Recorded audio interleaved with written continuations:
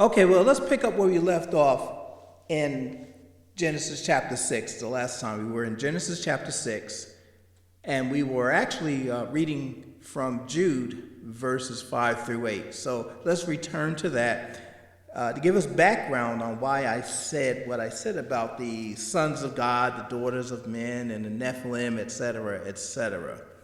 All right, so, and remember, I don't know, I wasn't there. I can only use the Bible and the evidence it presents me, and trusting God and knowing that His Word is true, I use the Bible to understand the Bible.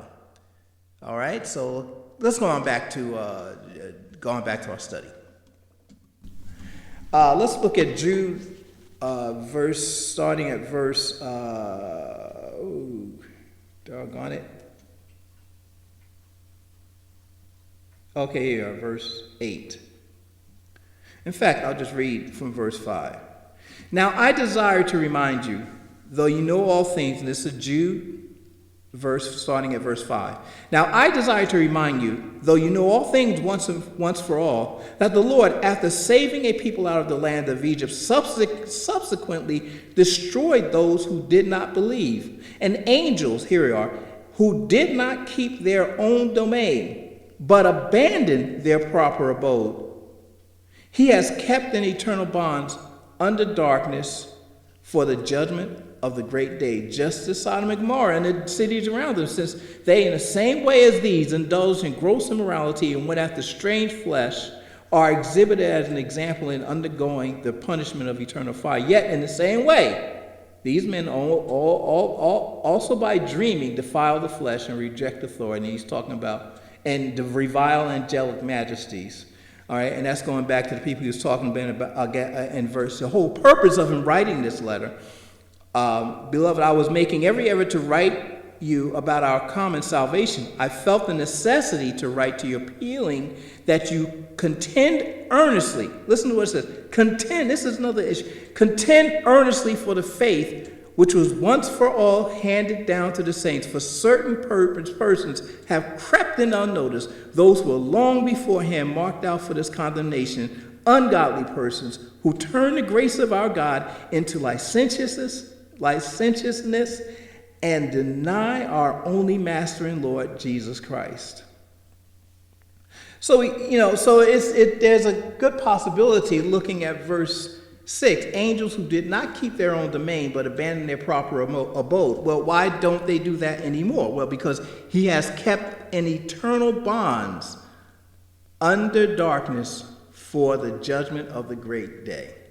So these are already in bonds. We won't have to deal with that again.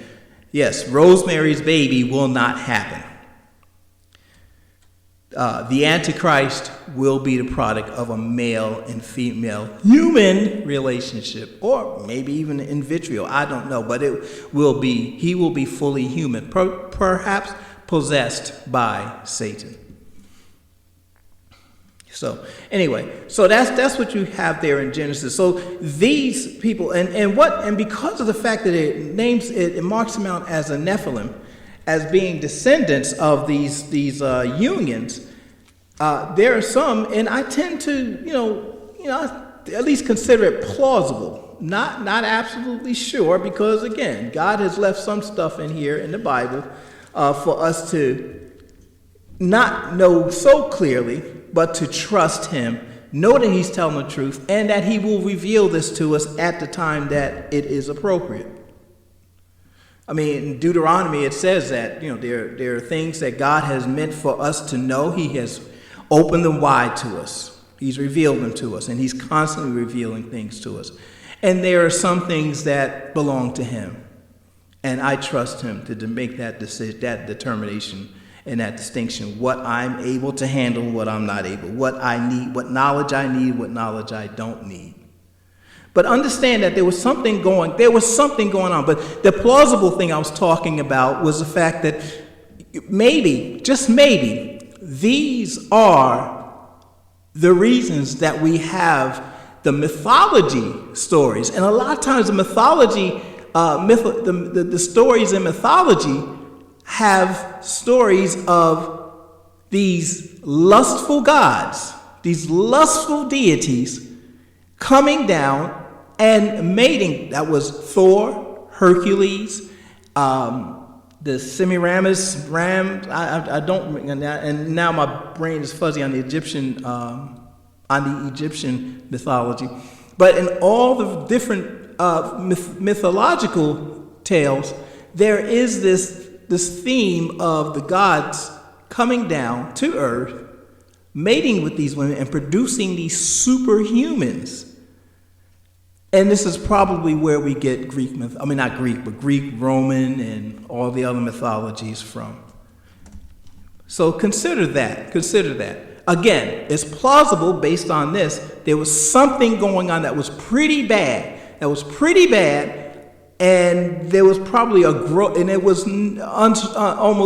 assuredly a gross corruption of the human psyche, and these could not be allowed to live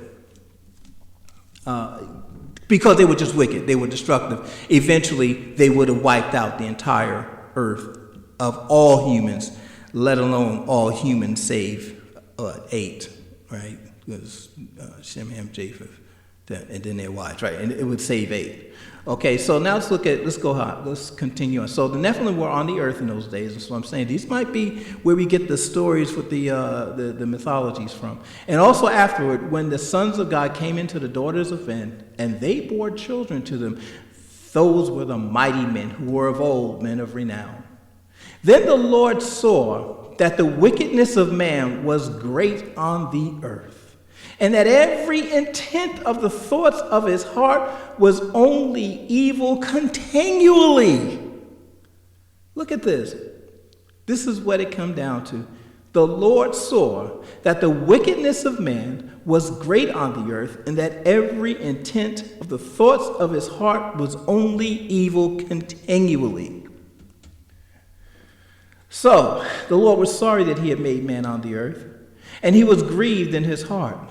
The Lord said, I will blot out man whom I have created from the face of the land, from man to animals to creeping things and to birds of the sky, for I am sorry that I have made them. But Noah found favor in the eyes of the Lord. Here's another key to look at with this, is that God, in his compassion for us, in his love of us, I know it doesn't seem like it. It breaks his heart when we destroy and hurt one another. It breaks his heart. He is not just angered, but he's saddened because of the fact that we don't realize how valuable human life is. Whether it be man or animal, the penalty was harsh for any murder of humankind.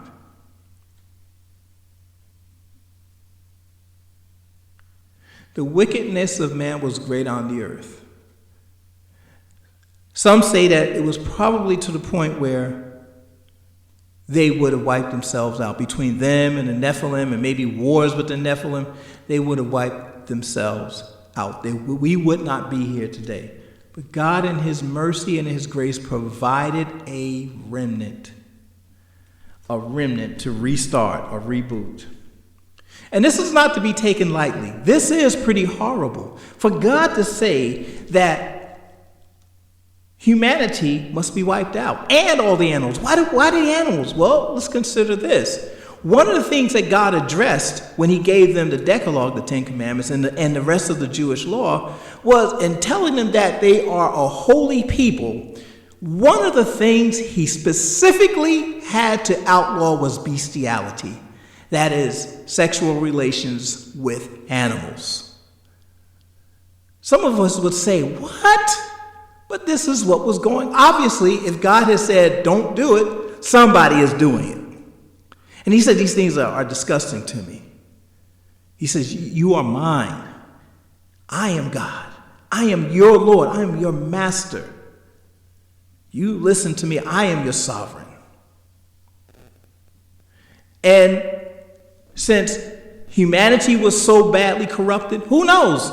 Maybe these spiritual beings were also mating with animals. I mean, there are minotaurs, not pans, but you know what I'm talking about. The part goat, part human things, the part bull, part human things. Who knows what kind of ways they were playing around with the genetic mixing. I have no idea, but something was going on. And one thing for sure is that, as he said, man was so wicked that all of his thoughts were only evil continually. And it grieved him. He was sorry. The presence of man, I will blot out man whom I have created, and every creeping thing on the earth. Now, these are the records of the generation of Noah. Noah was a righteous man. He was blameless in his time. Noah walked with God. Noah became the father of 3 sons, Shem, Ham, and Japheth. Now, the earth was corrupt in the sight of God, and the earth was filled with violence. Well, yeah. God looked on the earth, and behold, it was corrupt. Because look at this. Remember what I said about corruption, about the animals and the bestiality, and probably these spirit beings mixing with them as well, or possessing them, or I don't know. He says, for all flesh had corrupted their way upon the earth. And also, another issue to consider is that the animals had a different relation with humankind then. I'm not saying that they could reproduce it. I don't know. I hope not. In fact, I tend to think not. But something was going on that perhaps the animals were pursuing relationships, including humans, in their pursuit, in their mating rituals. And the humans, far too many humans, were willing to be consenting participants. So then God said to Noah, the end of all flesh has come before me, for the earth is filled with violence because of them, and behold, I am about to destroy them with the earth. Make for yourself an ark of gopher wood. You shall make the ark with rooms, and shall cover it inside and out with pitch. This is how you shall make it. The length of the ark, 300 cubits, its breadth, 50 cubits, and its height, 30 cubits. Now, a cubit is roughly 1.5 feet. So what are we looking at here? We are looking at the dimensions of the ark being 450 cubits long. Its width would be 75 cubits, and its height would be 45 cubits. So you shall make a window for the ark, and finish it to a cubit from the top, and set the door of the ark in the side of it. You shall make it with lower, second, and third decks. Behold, even I am bringing a flood of water upon the earth to destroy all flesh, in which is the breath of life from under heaven. Everything that is on the earth shall perish, but I will establish my covenant with you, and you shall enter the ark, you and your sons and your wife and your sons' wives with you. And of every living thing, of all flesh, you shall bring 2 of every kind to the ark, to keep them alive with you. They shall be male and female. Of the birds after their kind, and of the animals after their kind, of every creeping thing on the ground after its kind, 2 of every kind will come to you to keep them alive. As for you, take for yourselves some of all food which is edible, which at this point, they're still vegetarians. They're not eating meat yet. Shall be for food for you and for them. Thus Noah did according to all that God had commanded him, so he did. So we see that God has come to a point where the earth is to be destroyed, and I wouldn't say destroyed as much as it is cleansed. And notice that he focused on anything that lived that did not live in the sea. Anything that lived on the earth was going to be destroyed. They were going to be destroyed. So Noah was given the direction to build this ark. Basically, it was a floating box. Its dimensions, it has been said, would make it it was perfect engineering, basically. Would make sure it would float and move about with the waves, especially the type of waves that were going to rise up. And then 7:1 says, Then the Lord said to Noah, Enter the ark, you and all your household, for you alone I have seen to be righteous before me in this time. You shall take with you every clean animal by sevens, a male and his female. And other animals that are not clean, 2, a male and his female. Also of the birds of the sky, by sevens, male and female. To keep offspring alive on the face of all the earth. For after 7 more days, I will send rain on the earth, 40 days and 40 nights, and I will blot out from the face of the land every living thing that I have made. Noah did according to all that the Lord had commanded him. But let me go back to chapter 6, where it talks about how Noah found favor. Noah was not a perfect man. We'll see that demonstrated later, unfortunately. Noah was not a perfect man, but he was a man who lived his life looking up, looking at God, seeking to know him, remember what I said before? Oh, I'm sorry. If you're also following the study through Jeremiah, we talk about these men and women who did not have the Bible, have a written record yet of God's commandments, of God's rules and his law. They didn't have this yet, but somehow they lived lives that were pure enough to be recognized as righteous. These people believed and they sought God and his character and sought to allow God to inculcate his character, reproduce his character in them. And so their lives were indicative of God's presence, God's hand in their lives. They sought to have God all up in their stuff. That was Noah.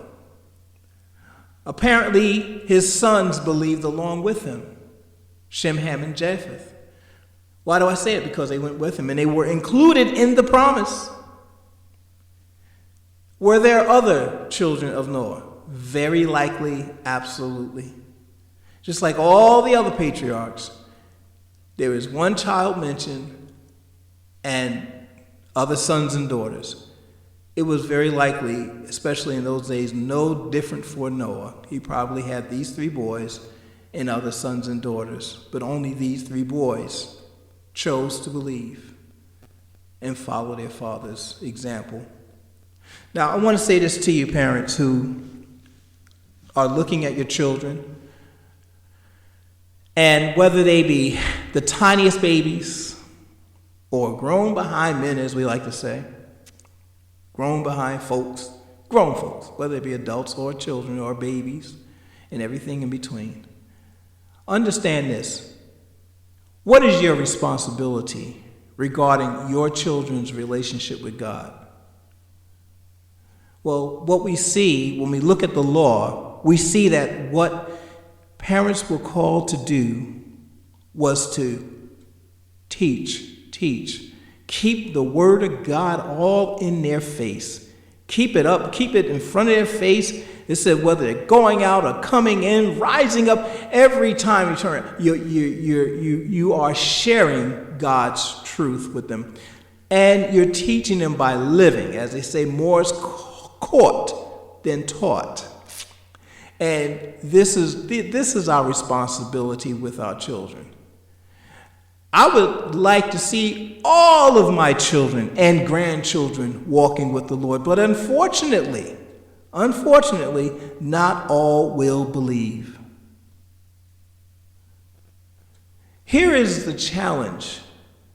We are called, yes, to do everything, to make sure we put nothing in the way of their faith.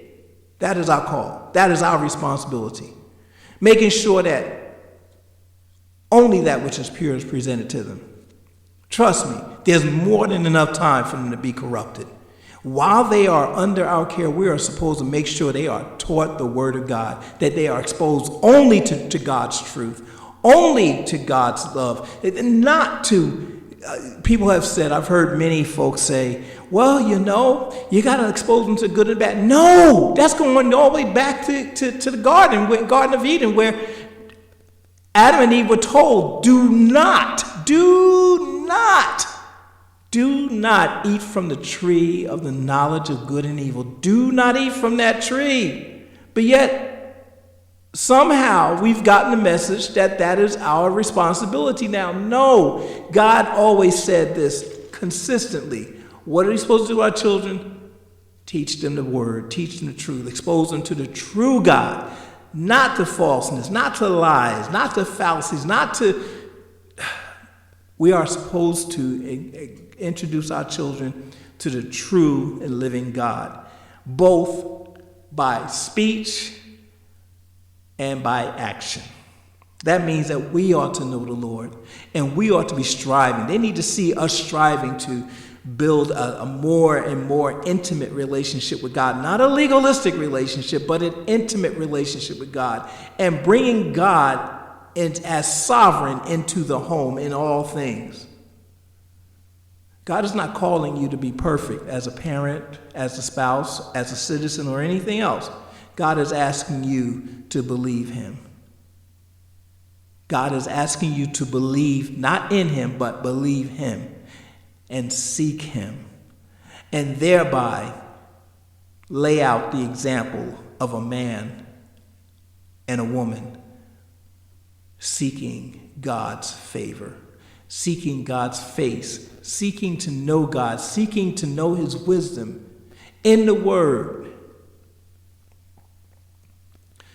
It's not your responsibility ultimately, though, because your children also have minds of their own, and yes, they will choose. But make sure they are making a decision for wickedness based not on your exposure of them to wickedness, not of your being lax about somebody else exposing them to wickedness and evil and lies and ungodliness, but because they desire it and they chase after it. We can talk more about that later. The Lord bless you, the Lord keep you, the Lord make his face shine upon you and be gracious to you. The Lord lift up his countenance upon you and give you his shalom peace. God bless you. Thank you.